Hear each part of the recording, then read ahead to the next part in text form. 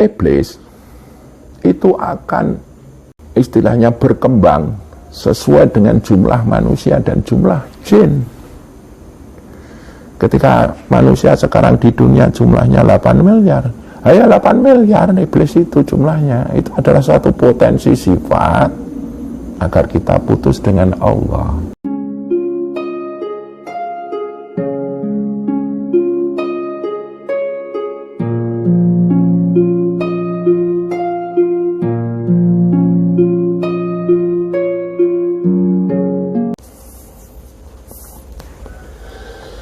Kita akan membahas tentang iblis ya.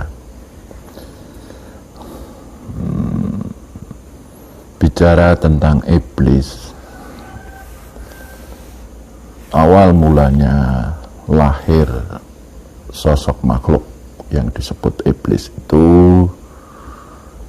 dulu sebelum manusia ini ada atau manusia dijadikan oleh Allah, diciptakan oleh Allah. Penghuni bumi ini adalah Banu Jen. Saat itu Banu Jen itu sukanya berperang, sukanya adu kesaktian, sukanya saling bunuh. Maka saat itu dinyatakan bahwa Banu Jen tidak bisa menjaga hidup dan kehidupan di alam semesta, makanya dimusnahkan. Dan dari semua Banu Jen ini diambillah satu golongan yang paling bertakwa kepada Allah, yaitu Azazil. Begitu hebatnya peribadatan Azazil kepada Allah, sehingga Azazil ini disebut sebagai makhluk yang diagungkan. Beliau atau Azazil itu bahkan sampai menempati satu makom Sayyidul Malaikat, imamnya para malaikat, Khazin Jannah, bendaharanya surga. Selanjutnya dalam sejarah, dalam penciptaan Adam, Azazil ini melakukan satu pembangkangan kepada Allah. Ketika diperintahkan untuk sujud kepada Adam sebagai golongan yang dipilih untuk menjadi khalifah di bumi, Azazil tidak mau. Maka disebutlah Azazil sebagai iblis. Iblis ini adalah persifatan. Ketika Azazil bertakwa kepada Allah, dia masuk alam kurbah, dia masuk satu makom yang paling dekat dengan Allah. Dan ketika dia menentang, maka dia disifati dengan sebutan iblis yang maknanya terputus. Iblis ini akan berketurunan dan berketurunan. Jangan dilogikan bahwa iblis ini berketurunan dengan punya istri, kemudian dia punya anak pinak, seperti logika kedagingan manusia ya. Iblis ini menurunkan persifatannya yang pertama kali adalah kepada awal mula penciptaan manusia, yaitu Adam dan Hawa. Adam dan Hawa saat itu ada di surga. Kemudian Adam dijanji sama Allah agar tidak makan buah khuldi. Adam diperbolehkan menikmati nikmatnya surga. Silakan ambil nikmat surga ini. Tapi satu yang tidak boleh dilakukan Adam dan Hawa adalah makan buah khuldi. Lantas iblis mengganggu keduanya. Dan singkat cerita, Adam dan Hawa makan buah khuldi. Adam dan Hawa saat itu lupa bahwa Allah itu maha mengawasi. Adam dan Hawa lupa bahwa ketika dia makan buah khuldi pun juga dalam pengawasan Tuhan. Setelah Adam dan Hawa ini makan buah khuldi, ketika dia tidak merasa diawasi, disitulah dia terputus hubungannya dengan Tuhan, dengan Allah. Di situ bermakna bahwa iblis sudah menurunkan sifatnya kepada Adam dan Hawa, bapak dan ibunya para manusia. Lantas kemudian bagaimana persifatan iblis ini akan masuk dalam diri kita selaku anak turun Adam? Kita sekarang hidup di dunia, otomatis kita juga mempunyai satu tanggung jawab untuk menata kehidupan di dunia ini. Ketika kita momong hawa nafsu, kita punya nafsu lawamah, hubungannya dengan kekayaan. Dalam hal lawamah ini manusia ada yang diberi keadaan kaya raya, ada juga yang diberi keadaan yaitu miskin papa. Orang yang kaya raya, kemudian kekayaannya ini memutuskan hubungannya dengan Allah, dengan Tuhan. Disitulah dia disifati sifat iblis. Berarti sifat putus dengan Tuhan, dengan Allah karena kekayaannya. Begitu juga kemiskinan. Ketika manusia miskin dan kemiskinan itu membuat dia lupa dengan Tuhan, lupa dengan Allah, putus hatinya dengan Allah, maka sifat iblis itu akan masuk dalam kemiskinan si manusia tersebut. Nafsu amarah berhubungan dengan kekuatan, kesaktian, kekuasaan. Ketika orang diberi kehebatan, dan dalam kehebatan itu dia tetap nyambung dengan Allah, maka dia golongan-golongan orang yang takwa. Namun karena kesaktiannya, kehebatannya itu dia putus dengan Allah, maka di dalam kesaktian dan kehebatannya itu ada watak iblis terputus dengan Allah. Sebaliknya, ketika dia terhina, dihinakan, apabila tetap akrab, terikat, dan melekat hatinya dengan Allah, maka keterhinaannya itu akan membuatnya takwa. Apabila keterhinaan itu membuat dia putus dengan Allah, maka di situ sifat iblis masuk di dalamnya. Dalam hal sufiyah itu berhubungan dengan keindahan, kenikmatan. Ketika kita diberi tubuh yang indah, watak yang indah, sifat yang indah, orang-orang melihat keindahan kita, kita tetap menjadi orang yang bertakwa ketika selalu taqarruban, dekat dengan Allah. Dan karena kecantikan, keindahan membuat kita putus dengan Allah, maka watak iblis itu masuk di dalamnya. Kita putus dengan Allah karena keindahan, kenikmatan hidup kita. Karena indah kita banyak pengikut, banyak orang yang takjub kepada kita. Kalau itu membuat putus dengan Allah, disitulah sifat iblis akan masuk dalam diri kita. Sebaliknya, ketika kita tidak banyak mempunyai keindahan, kemana-mana dibully, dihina, ya, dijelek-jelekan, asal kita tetap taqarruban dengan Allah, ya kita tetap takwa di situ. Tapi kalau itu membuat kita putus dengan Allah, putus dengan Tuhan, yaitu sifat iblis akan masuk di dalamnya. Mutmainah berhubungan dengan ketenangan, berhubungan dengan kepandaian.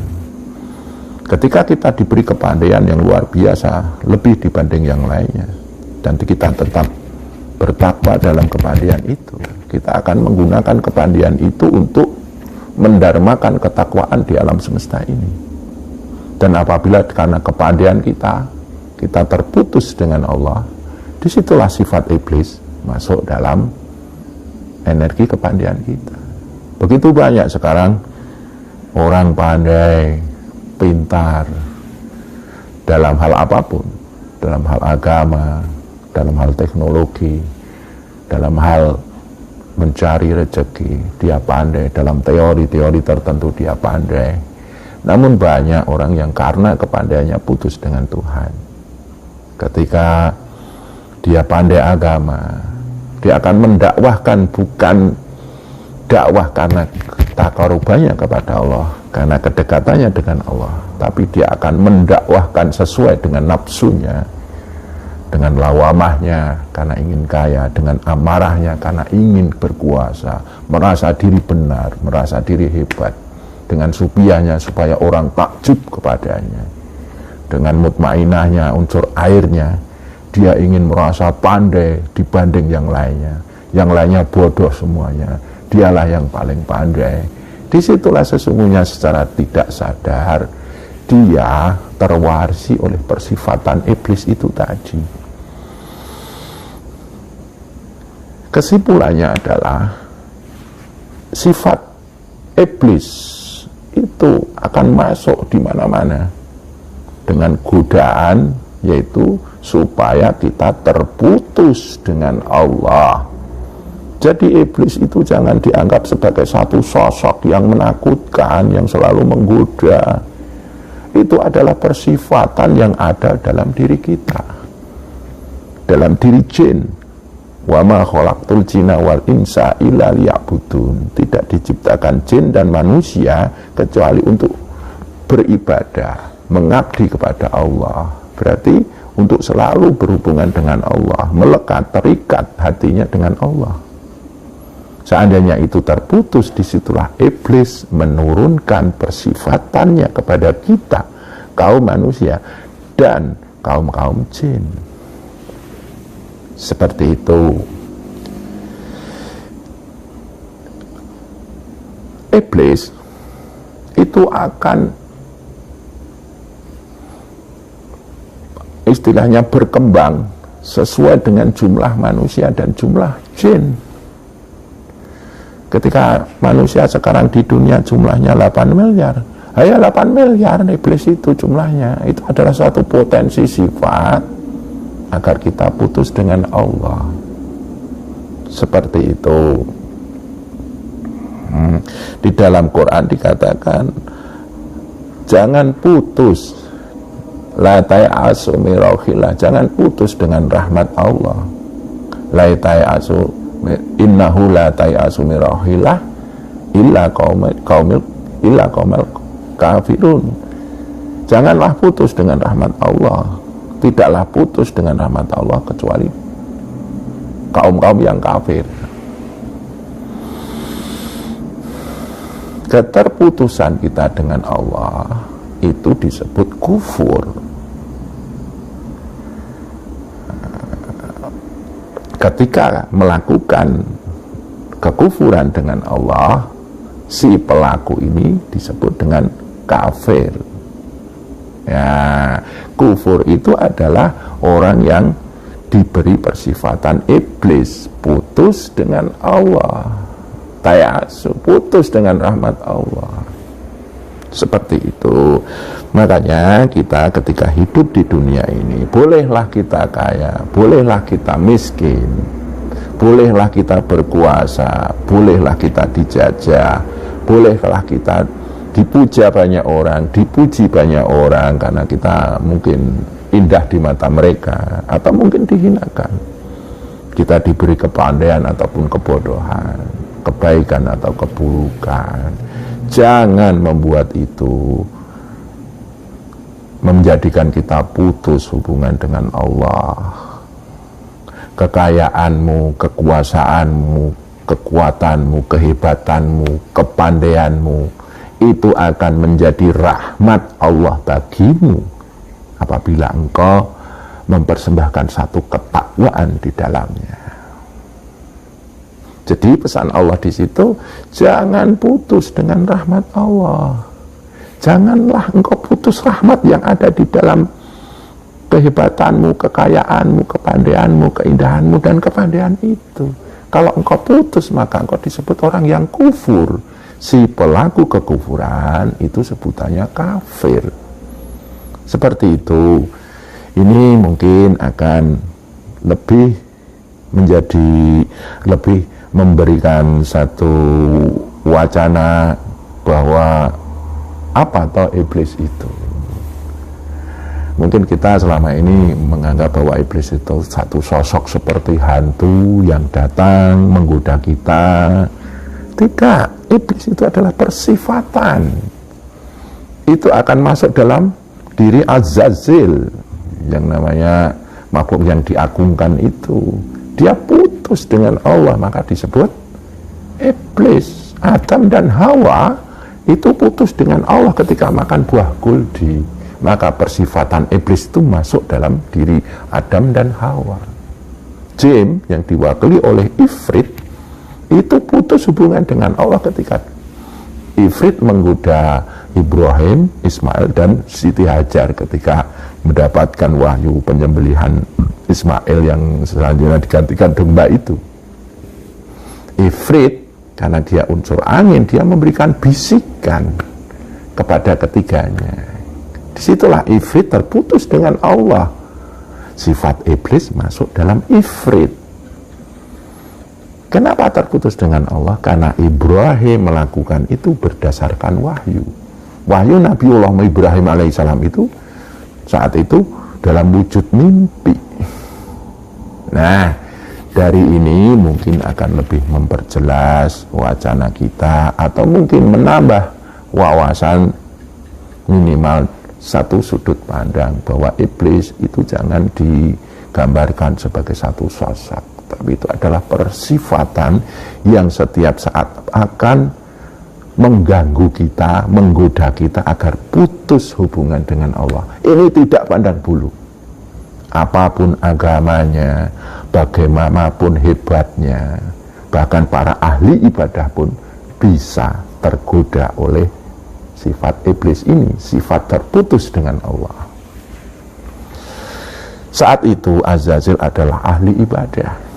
Dia bisa terputus dengan Allah. Maka kita selaku manusia, ketika kita rajin beribadah, hati-hati dengan sifat iblis ini. Jangan-jangan ibadah kita ini akan memunculkan riya, pamer, merasa diri paling suci, merasa diri paling benar, merasa diri paling dekat dengan Tuhan. Padahal sesungguhnya rumongso itu menunjukkan bahwa diri kita itu malah terputus dengan Allah. Kita tidak bisa beribadah dengan baik kalau tidak atas izin Allah.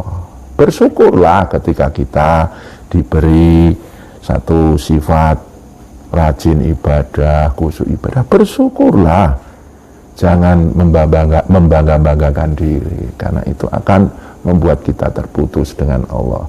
Dan yang jelas sifat keiblisan ini sangat halus, sangat lembut. Makanya dia bisa masuk dalam relung-relung kemanusiaan kita. Seperti itu penjelasan tentang iblis. Semoga bermanfaat. Ini adalah satu wacana saja. Ini bukan untuk saya suguhkan sebagai satu titik kebenaran yang paling benar, bukan. Ini untuk menambah wawasan saja agar kita lebih hati-hati dengan sifat iblis itu tadi. Ya,